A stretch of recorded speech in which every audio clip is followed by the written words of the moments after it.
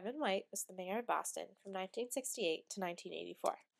He was born in West Roxbury in 1929 and went to Boston College Law School, a traditional choice for Irish politicians. Although he had a bad relationship with his father ultimately inspired him to follow in his footsteps and become a politician. He was charismatic, a natural leader, and it didn't surprise many people when he went into politics. He went into the election for mayor and won the votes of many different social classes and races, promising change. He convinced people that he had things under control, especially at a Rolling Stones concert early in his term as mayor. Mick Jagger and Keith Richards had been involved in a police altercation in Rhode Island, and Kevin White managed to calm the roaring crowds waiting for them. There was a riot simultaneously in South Boston that needed police attention, and by convincing the crowd to behave themselves, and it actually working, White showed his capabilities of controlling crowds. Through the busing crisis, however, his abilities wavered and he became a weak and ineffective leader.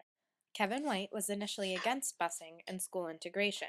He once said that there will be no busing in this city as long as I am mayor.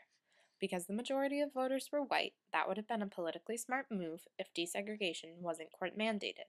He defended the Racial Imbalance Act while insisting it didn't require busing. He didn't want forced busing and urged voluntary transportation to try and calm white parents about impending integration plans. White conducted a series of 11 a.m. coffee clatches and 5 p.m. sunset hours with parents to talk about busing. He hoped to let them blow off steam while convincing them that he didn't support forced busing. The busing crisis continued to explode throughout the Boston area, and White struggled to keep his citizens under control. He also became less vocal about his opinion on whether or not he wanted busing, which made people angrier. White called in the feds to deal with the issue, and hoped that if he stepped carefully, he could make it through the crisis. The mayor believed that the federal marshals were important in getting the city back on track. There was hysteria about desegregation and busing, and that was leading to violence and eventually a collapse. He believed it was important to establish a federal presence in the city, with marshals as symbols of that presence. President Ford later refused not only assistance, but lent public support to opponents of the court order. The end decision was that no marshals could be ordered into Boston until all resources had been exhausted, including local police, state police, and the National Guard. Kevin White's time as mayor was challenging and frustrating for himself and many citizens in Boston.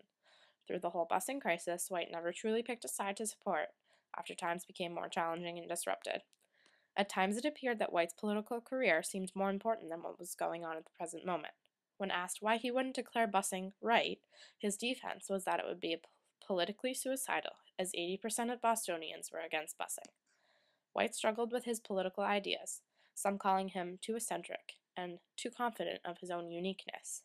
White was also infatuated and fascinated with the idea of power. He was so concerned with using his power after the busing crisis that people wondered what happened during it.